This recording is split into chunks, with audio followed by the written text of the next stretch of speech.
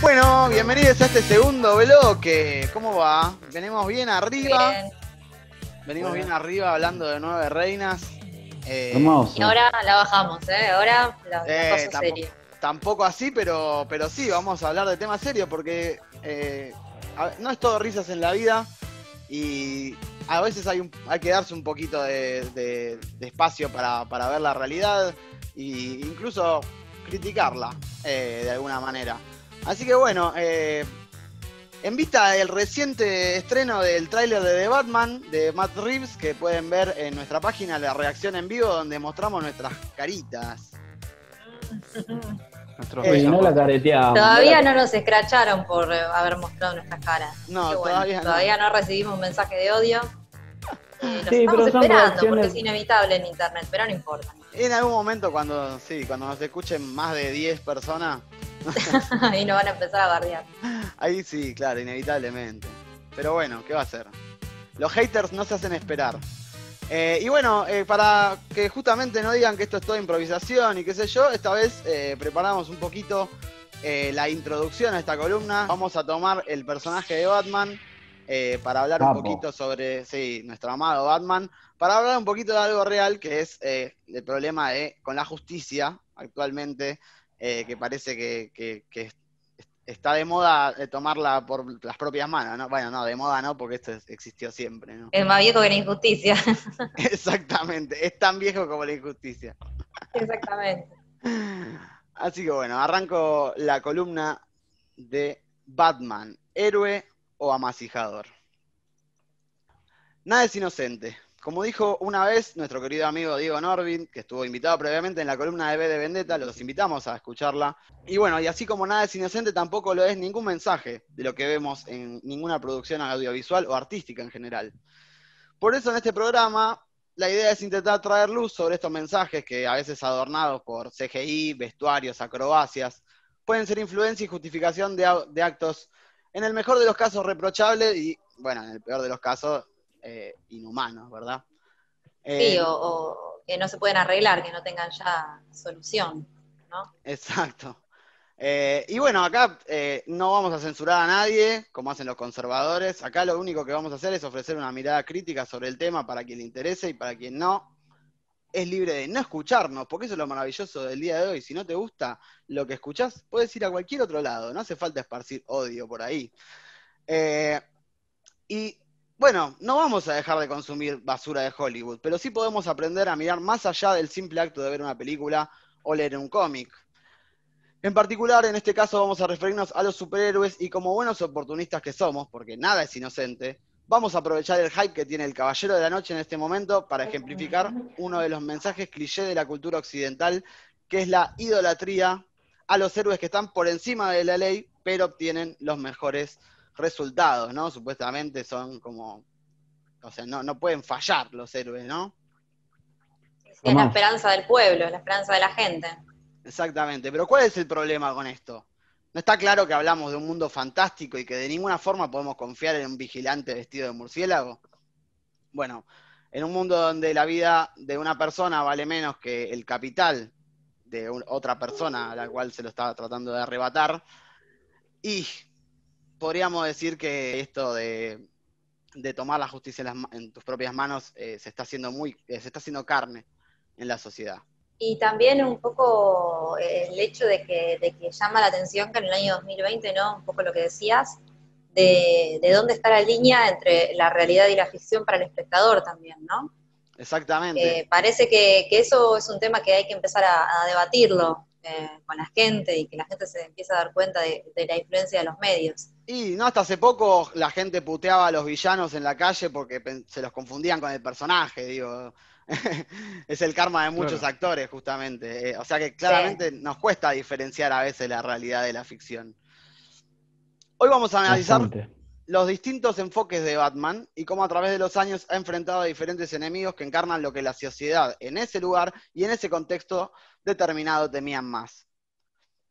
Batman, creado por Bob Kane y Bill Finger, tuvo su primera aparición en la edición número 27 de Detective Comics en 1939, y es un claro hijo de su contexto. Estamos hablando de un billonario que combina una inteligencia superior, un estado físico inmediable y el acceso a tecnología impensada para esa época, sin duda.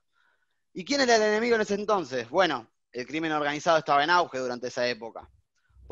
Años más tarde, estaría enfrentándose a los nazis en la Segunda Guerra Mundial, y en los 60, esta época lisérgica que tantos conocemos, donde se hizo hiper recontra famoso, combatiendo a villanos que no le dan miedo ni a un nene en un trencito de la alegría. Se hizo pop. Se hizo pop. Claro. Se hizo pop. Batman Se fue hippie. ayornando. Exacto. Llegaron los 70 y de a poquito Batman se empieza a ir para otro tono y culmina su transición al lado oscuro en los años 80. La era de oro de los cómics de superhéroes, donde eran dioses impolutos e intocables, ya había pasado, y la sociedad buscaba historias más profundas y crudas, sin el brillante color de los cómics de antaño. Con la llegada de escritores como Frank Miller, Alan Moore y posteriormente Grant Morrison y Neil Gaiman, Batman ahora se convierte en un héroe quebrado, conflictuado, y en el caso de Miller, bueno, poquito facho, ¿no? Sí, hoy es objetivista, Miller. Mazo. Sí. Algo está claro, Batman tiene tantos matices e ideologías como escritores, pero siempre va a estar parado del lado de la ley, aunque a veces esté por encima de ella, ¿no? Batman no Tal mata, cual. ¿no? ¿Cuál es la filosofía de Batman? Batman no mata. O Es sea, su Pero única pega regla. fuerte.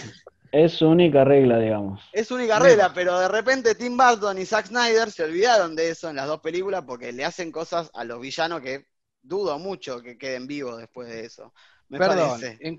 Batman inicia las explosiones en el clan de Ra's al Ghul. Es verdad. Ahí me Lo hace- mataron a Claro. todos los ninjas. Ahí mataron un par, me parece. Ahí es mató verdad. Ahí mataron un par de Claro, y ninjas. en la persecución, cuando Batman inicia, hace toda esa persecución, que vuelan, ¿cómo se llama? 10.000 patrulleros, obviamente gente se murió ahí, Batman. Así que dale. Sí, todo bien, Batman, pero Pero bueno, no justamente te salen tan bien los cálculos. tal cual, es imposible. Por eso es imposible que en la vida real exista una persona así, que tome la justicia y que no se mande ninguna cagada fuerte, menos que menos. Pero bueno, justamente son estos autores que no entienden lo que es el símbolo de Batman porque no tienen el código de haber leído los cómics, o por lo menos no desde la mirada que podemos tener nosotros. Y bueno, flashean que Batman es un héroe de acción, boludo. Quieren vender muñequitos y bueno, ahí están. No entendiendo al Batman como se debe, loco. Al ¿Por qué? Batman. ¿Por qué Batman no Que- mata? Porque Batman si mata, se convierte en lo que combate.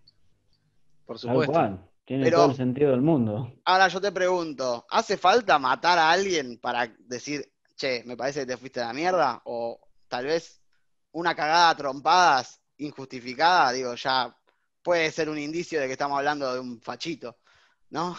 Y el sadismo es peor que la muerte en algunos casos, ¿no? O sea, vos puedes pelearte con alguien, este es mi punto de vista, matarlo en una pelea en defensa propia, pero si vos haces las cosas con alevosía, ahí es más debatible todo, ¿no? Y bueno, lo que justamente Que nos nos lleva trae justamente. al tráiler de Batman, de Matt Tal Reeves, cual. que vimos la semana pasada, donde vemos un Batman que, medido, no, eso me gustó igual, no, el chabón no se agarra a piñas con 50, no, agarra uno y con ese da el ejemplo para que el resto frene y no se mande ninguna. Bueno, es bastante fachito igual, si Sí. entendés la Es lectura. lo que más de uno querría hacer acá en este país, ¿no? Claro, sí, que Agarrar Tal a alguno cual. y dar el ejemplo. tal cual, está lleno de viejos amasijadores. Escondidos. Sí. Por todos lados. Y En solo todo hace GBA. falta un mal día para que explote una de esas mechas, ¿me entendés? Y bueno, sí, justamente. Y fue lo que más nos llamó la atención del tráiler. Pero se lo dejamos pasar a Batman porque Batman tiene la moral incuestionable, loco. Allá. El superpoder de Batman es que sabe Es Batman. dónde, Es claro. Batman. Pero bueno, acá nos dice, soy venganza. Ahí, Claro. una violencia ahí. Entonces, Sí, claro. si los enemigos de Batman encarnan los enemigos de la sociedad del momento, entonces, ¿contra qué va a ir Batman en esta ocasión, no? Eso será una duda que se va a responder cuando se estrene la película, pero bueno. Y es para analizarlo, porque a donde apunten quienes realizan estas películas, que no son trigo limpio ni son inocentes en ese aspecto, a donde apunten va a ser a donde están viendo que la sociedad está catalizando su frustración, ¿no? Totalmente. Eso mismo. Para observarlo. Y bueno, para hablar de esto justamente y de las implicancias que tiene tomar la justicia por mano propia en la sociedad y esta sensación de orfandad que tenemos del sistema, del sistema judicial como institución, que nos hace depositar justamente todas nuestras frustraciones en superhéroes que pueden tomar la ley en sus manos. Vamos a invitar a Diego Norvin. Buenas. Hello. Hola Diego, ¿cómo estás? Hola Diego, ¿cómo Bien. estás? Diego, ¿Qué haces, Dieguito? Todo bien, ¿cómo todo va? bien. ¿Vos cómo la estás pasando? ¿Escuchaste un poquito de eso? ¿Qué tal? Sí, genial. Nada, suscribo plenamente a mi afición hacia el hombre murciélago. Totalmente. Me parece el personaje de los superhéroes clásicos, digamos, el más humano, digamos, de todos, el que más contradicciones tiene porque es el más humano, y en ese sentido, digamos, voy a desarrollar un poquito de Batman y de la justicia a través de Batman, pero fundamentalmente lo que voy a tratar de plantear un poquito es, en un principio, por qué los superhéroes son, digamos, una historia, un personaje, una construcción artística que de alguna manera lo que hacen es divinizar en una persona, en un sujeto, todo aquello que la justicia convencional no está pudiendo resolver en los conflictos que tiene la sociedad, ¿no? Digo, ¿por qué aparece Batman? ¿Qué aparece primero, el conflicto o Batman? ¿No? Digo, Batman me parece que es al revés, surge como una respuesta a un conflicto, digo. Ese conflicto es el caos en la sociedad, el surgimiento de los villanos, y de hecho si se ponen a pensar a lo largo de la historia de Batman, como decía Juanpi, Batman tiene que superarse a sí mismo a medida que el conflicto es más complejo.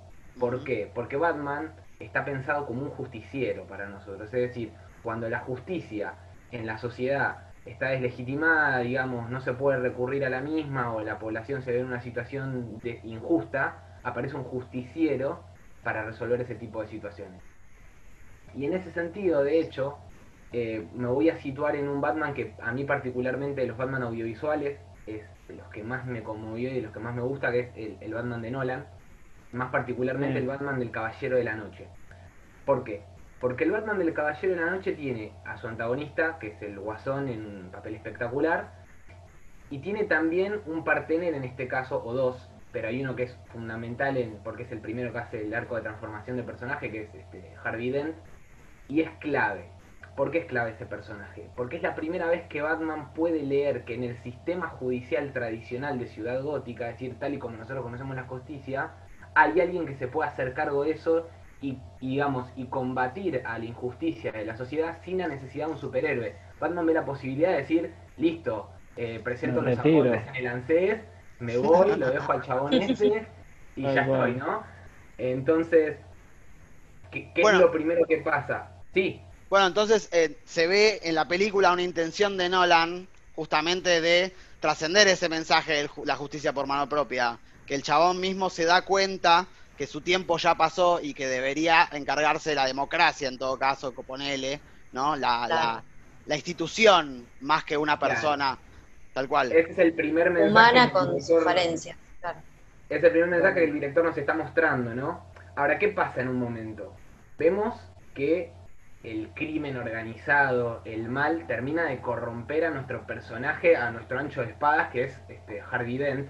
Entonces, claro, Batman tiene que resolver la situación hasta para salvar la imagen del tipo corrompido y hacerse cargo él de toda esa maldad, y encima él todavía tiene que seguir existiendo, porque el mensaje que nos termina dejando un poco Nolan, o es la lectura que yo hice de esta película, es que te metes en la justicia y te terminás contaminando de la misma y no terminás resolviendo, como que es un sistema inacabado e injusto, porque lo que necesita es una reforma estructural, digamos.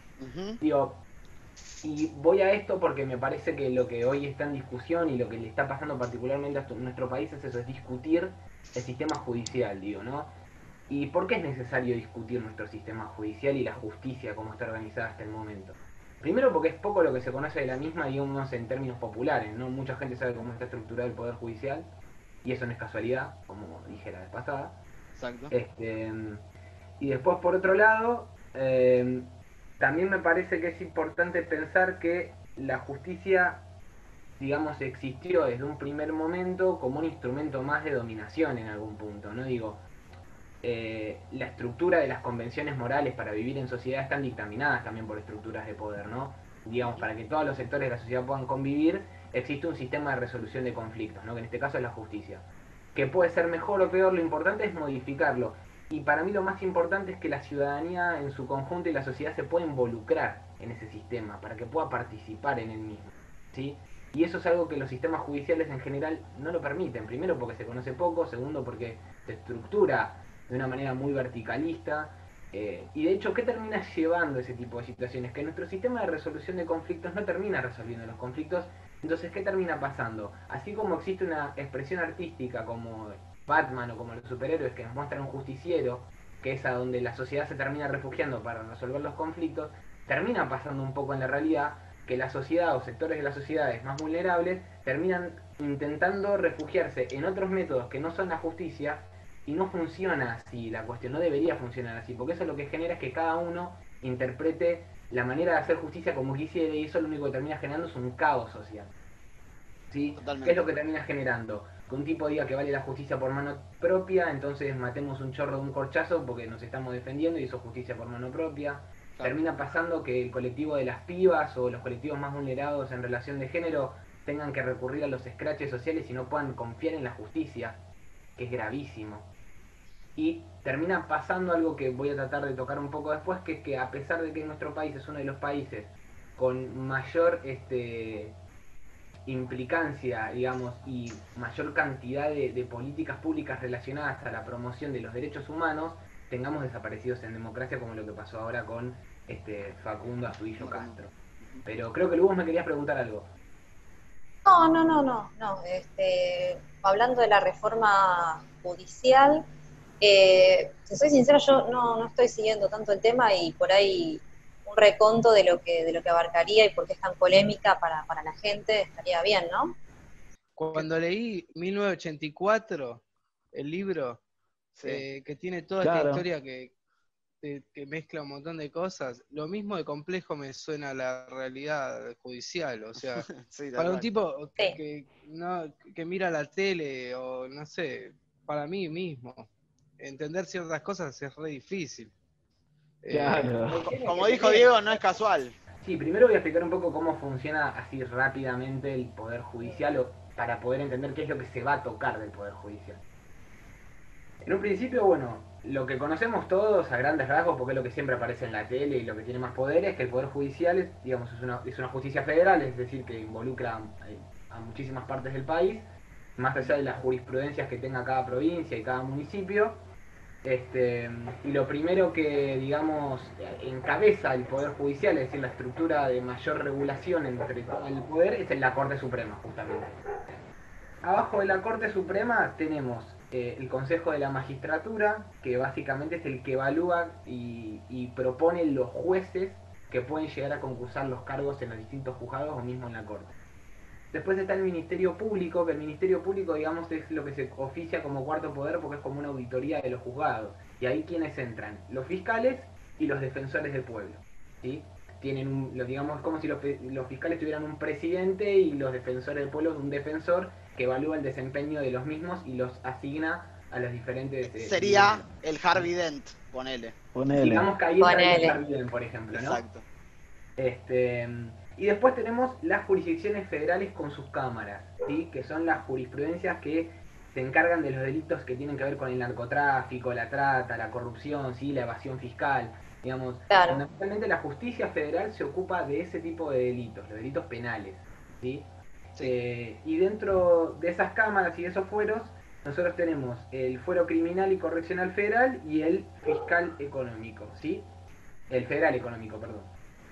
Bueno, hasta ahí es como muy estructuradamente cómo funciona el juzgado, digo, después están las sedes, ¿no? En tribunales, que está en microcentros, está la sede de la Corte Suprema, en Comodoro Pi están los fueros federales, y después el Ministerio Público Fiscal tiene su propia sede también, como el Consejo de la Magistratura.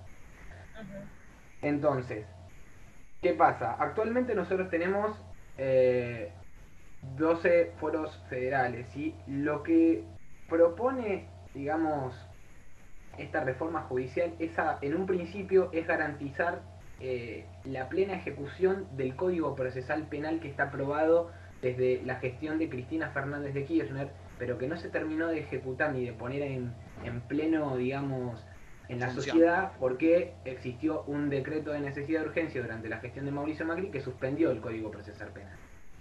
Claro. Esta reforma judicial, digamos, lo que viene a plantear un poco es que para que ese Código Procesal Penal funcione se necesitan instrumentar reformas y algunas modificaciones en el sistema judicial. Entonces, lo primero que se plantea es un consejo consultivo para el fortalecimiento del Poder Judicial y del Ministerio Público, ¿sí? Es decir, un consejo que evalúe y le presente proyectos de ley o qué mejoras en el Poder Judicial puede hacer el Ejecutivo para que el Poder Judicial y la Corte Suprema y el Ministerio Público en su conjunto puedan funcionar mejor, ¿sí? Este consejo... Claro, como más canales de comunicación entre todos. Entre cada uno. Digamos. Exactamente. Y lo bueno que tiene este consejo en pos de la democracia es que es un consejo consensuado por todos los sectores políticos de la sociedad, ¿sí? Porque los juristas que responden a este consejo son juristas de diferentes lugares políticos y con muchísimo reconocimiento académico. Y no estamos hablando de que entró porque sí o que entró por cierta inclinación política, o si entró por cierta inclinación política, digo, están todos los sectores de la sociedad representados dentro de este consejo.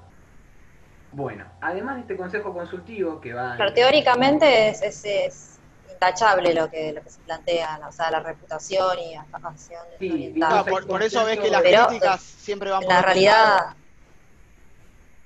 Claro, que... a eso iba, exactamente. Como que yo las críticas que vi no eran apuntando a eso, ¿entendés? Claro, porque hay un consenso de la sociedad política en función de ese consejo consultivo. Además de ese consejo consultivo, se presentó un proyecto de ley que tiene que aprobarse obviamente en diputados y en senadores, que es el que generó... Ya pasó a diputados. Pasó senadores y ahora va a diputados. Este proyecto de lo que se, digamos que en su momento de hecho Cristina dijo que no es una verdadera reforma, que de alguna manera, digamos, lo que busca este proyecto es romper un poco la estructura corporativa que tienen los jueces, ¿sí? Que es esto de que son pocos, aglutinan las causas y las moderan o aceleran o frenan los procesos penales de esas causas en función del interés político que haya de turno. De turno. O económico. Sí. Y voy o económico más que político, quizás. Sí, sí. Voy un ejemplo claro digamos, de una relación que de hecho hoy está en pleno juicio, que tiene que ver con, por ejemplo, la utilización de la Agencia Federal de Inteligencia durante la gestión anterior a la de Alberto Fernández, o sea, la Mauricio Macri, donde, digamos, se le volvieron, era una agencia de inteligencia que de alguna manera lo que tenía era los fondos blanqueados, digamos, ya no se hacían investigaciones ni escuchas ilegales, digo, se había como blanqueado el concepto de que la inteligencia ya no era necesaria en Argentina, ¿sí? Bueno, con el gobierno de Mauricio Macri se vuelve a tener una agencia federal con fondos reservados y además esos fondos reservados y ese trabajo, digamos, de la agencia lo que hacía de alguna manera era articular con la justicia federal la selección de qué causas se necesitaban agilizar y cuáles no. Claro, selectiva, era una justicia selectiva, justamente todo lo contrario de lo que debería hacer la justicia, ¿no? Exactamente. La justicia no tiene que ser selectiva. No solo pasaba eso, sino que pruebas que se presentaban en los jurados llegaban primero a los medios de comunicación antes que a los jueces. Como siempre. Claro, una falta terrible. Olvídate. Bueno, entonces, además de que ahora los fondos ya no son reservados y se está desestructurando con, digamos, esta idea de la Agencia Federal de Inteligencia, esta nueva reforma lo que plantea es unificar algunos fueros, pero ampliando sus tribunales, digamos. Pasaría de haber los 23 tribunales que había a tener 23 tribunales más, ¿sí? Para poder centralizar esa justicia y poder adaptarla a este nuevo sistema, con este nuevo código penal, y pasarían a haber 46 jueces. Y no solo habría 46 jueces, sino que habría 23 fiscales federales y 5 ante tribunales orales y públicos, ¿sí? Porque los fiscales vos los tenés en determinadas cámaras y también en los tribunales que se llevan a juicios orales, porque son dos formatos de ejecuciones de procesos penales diferentes. Bueno, perdón, y para quien... Perdón, ¿quería cerrar algo? No, decime. Para quienes dicen tal vez que no es el momento presupuestariamente hablando, porque estamos en una crisis en este contexto, digo, qué se les puede contestar en ese caso, ¿no? A la persona que piensa de esa manera, que no es el momento, nunca es el momento al final. A mí me parece que un poco es por ahí, digo, o sea, si nosotros necesitamos este tipo de reformas, y tener este tipo de reformas no significa que uno le va a quitar prioridad o establecer prioridades en un contexto como este, como me parece que ya se han resuelto un montón de prioridades en esta pandemia. A mí me parece además que el Poder Judicial por sí mismo tiene una estructura de poder y de sostenimiento presupuestario que podría, digamos, generar que esta nueva estructura judicial funcione sin tener riesgos presupuestarios para que el Poder Judicial se desabastezca, ¿sí? Exacto. Me parece que sí es una discusión que se debe a la sociedad, la de la justicia, y que es necesaria para un montón de cosas porque los crímenes o los delitos siguen ocurriendo igual haya o no haya pandemia y es necesario resolver esta situación. Y es necesario que la sociedad, a pesar de estar en esta circunstancia, también pueda intentar entender que esa deslegitimación que tenemos de la justicia y que la justicia no existe, que realmente pueda existir y que uno pueda participar y creer en la justicia, ¿sí? Porque si eso no sucede, lo único que va a generar es que nosotros de ninguna manera nos vayamos a involucrar nunca con los procesos justos, con las discusiones éticas y morales que nos merecemos como sociedad y con ciertas discusiones que son necesarias resolver y que no las podemos resolver o que los sectores más vulnerables realmente necesitan que la justicia aparezca y no aparece. Sin ir más lejos, y que sea pública. Bueno, yo prueba clara de eso. ¿Sí, Lu?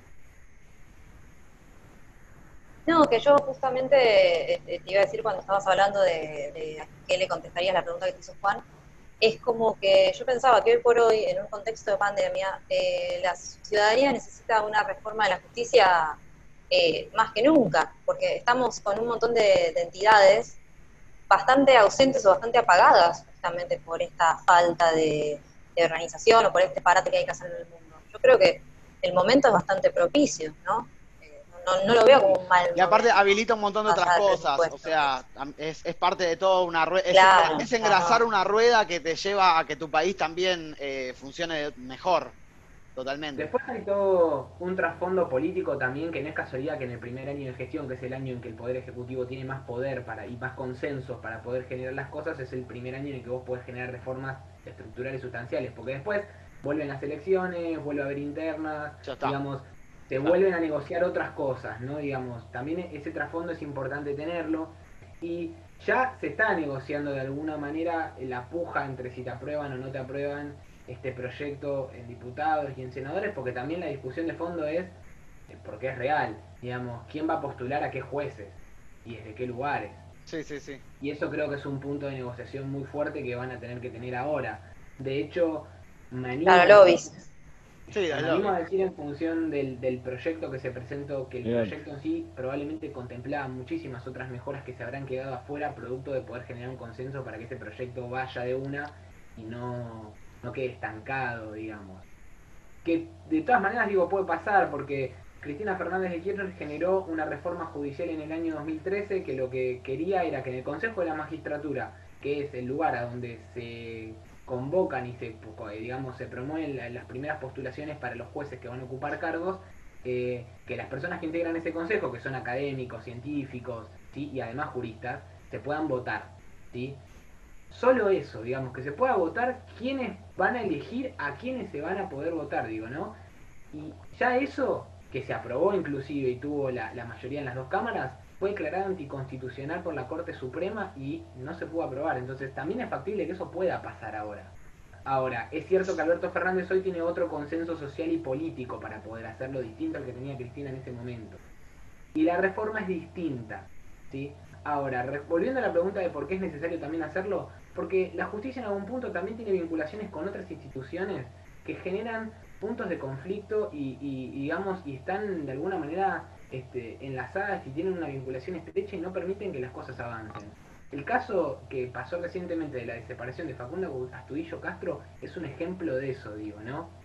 La policía desaparece un chico en Mayor Buratovich, le pide la documentación, todo, el pibe de repente desaparece, al principio la policía dice que nunca lo detuvo, que si lo detuvo lo dejó pasar, que nunca lo tuvieron en un calabozo y de repente empiezan a aparecer cada vez más pruebas que identifican claramente que estuvo en una comisaría, que lo tuvieron demorado y que el cuerpo no aparecía hasta hace poco, y de hecho todavía no está confirmado que ese cuerpo es de él. Ahora, teniendo pruebas de mensajes telefónicos entre los uniformados que lo detuvieron, teniendo pruebas como que borraron en la aplicación del WhatsApp 4 o 5 días después de la desaparición, teniendo objetos de pertenencia de Facundo. Hoy seguimos en esa causa sin imputados a pesar de esas pruebas, porque la fiscalía todavía no lo imputó. También postergó que la defensa de Cristina Castro, que es la madre de Facundo, pudiera llevar sus propios peritos a determinadas situaciones. La justicia todavía tiene muchas cosas por modificar, y si a mí me preguntás por qué es necesario tener este tipo de reformas, sí, para que estas cosas no sigan pasando, para que la ciudadanía se pueda seguir vinculando, y para que el día de mañana, Dios quiera, y lo digo con todo el amor del mundo, no sé, cuando tengan que escribir un cómic sobre Batman ya se pueda retirar, ¿no? Que ya no tengamos que seguir que venga un Harvey críticas de la sociedad, ya no tengamos que tener que recurrir a generar críticas de la sociedad desde ese lugar, sino que las críticas sean otras. Y eso que a mí Batman me encanta, a pesar de que también considero que es un empresario amasijador de personas y que no deja de tener una empresa. Claro, sí, las empresas del padre no las disolvió, ¿viste? O sea, claro, falta esa. Y todo eso. Sí, era ahí. Y hasta el Batman de Superman Red Son, que es comunista, hasta ese Batman se pone en contra del régimen. El Batman comunista. Se pone en contra del régimen de Superman, o sea que encima ni siendo ruso es comunista Batman, o sea que bien capitalista. No, es que es Batman, no puede hacer nada mal, es Batman, boludo, es Batman, siempre va a elegir el lado correcto. Es que por eso, en algunos casos, con Batman, en algunos casos. Con Batman nos podemos quedar tranquilos porque es un personaje de ficción. Y bueno, queremos agradecer. Pero ¿qué nos decían a nosotros, Juan? Que era catarsis, hay cosas que uno no puede ver, qué sé yo, y Batman puede hacer esas cosas que nosotros quizás estamos muy limitados a hacer por una cuestión moral. Tal cual. Y Batman puede, como le dice Michael Caine, Bruce Wayne no puede tomar esa decisión. Batman toma la decisión porque puede. Y es la decisión que todos queremos que tome. Y él va y se sacrifica por Gotham. Sí. Siempre se sacrifica, pero el mártir, viste, en la cultura occidental es típico, ¿no? Desde Jesús hasta ahora. Sí, siempre. El que muere por nuestros pecados es así, claro. Y eso esconde la responsabilidad, eso esconde la responsabilidad de la gente. Como que no queremos hacernos cargo de la justicia en este caso, o de el verdadero ejercicio de la justicia en la democracia, y preferimos delegárselo a héroes ficticios o a un mesías. Exacto. Dieguito, perdón. Sí, no, un poco eso, como para cerrar un poco, más allá de que nosotros sí nos tenemos que dar discusiones políticas, creo que la diferencia con los superhéroes, que son una estructura más artística, te pueden permitir correr los límites de la moral, ¿no? Correrlos justamente un poco por eso, y también por eso me parece humano Batman en ese sentido, porque los podés correr y no sé si voy a spoilear otra columna o algo, pero Relatos Salvajes también un poco nos muestra eso, ¿no? Poder correr los límites de lo ético y lo moral en función de lo que pasa, ¿no? Es que ahí está, el cine y el arte es un medio para canalizar todo, para que justamente en la vida real no hagamos algunas de esas cosas. Pero algunos van y lo hacen, en tu casa. Queremos ver catarsis. Bueno, eso es lo que hace justamente Relatos Salvajes, ¿no? Te muestra la catarsis impecable. Y bueno, realmente, gracias gracias Diego por venir. Nos pareció importante Diego. Este espacio para siempre poner luz sobre estos temas que capaz que la ideología de Hollywood y del capitalismo se va instalando así, ¿viste? Con pochoclo y buenos efectos, y como que a veces no nos detenemos a pensar los mensajes porque nos parecen inocentes, tal vez. Y bueno, no está bueno. Son, Juan, luces y lentes. Luces y lentes, papá, es así. Luz y oscuridad. Bueno, gracias. Hablando de Batman. Y como la vida misma, ¿no? Exactamente, la luz y la oscuridad combatiendo me constantemente. Ese cierre Franchella. Sí, oscuridad, para todos. Así que bueno, les recordamos, si quieren ver la anterior columna que tuvimos con Dieguito sobre V de Vendetta y el totalitarismo y un poco el momento, ¿no? El tema de la vacuna, suscríbanse en YouTube y en Spotify, nos pueden encontrar como GDIC, también en Twitter e Instagram. Y bueno, nos vamos a estar reencontrando en el próximo bloque con las news. Y bueno, y ojalá que te veamos pronto, Dieguito. Bueno, sí, de una, guachos, un placer como siempre. Y nada, cuando quieran armamos otra. Yo re contento de participar como siempre en este formato de apariciones especiales. Buenísimo. Gracias, amigo. Gracias, Diego. Que tengas una buena noche. Guachos. Hasta luego. Y bueno, nos despedimos hasta el próximo bloque. Adiós.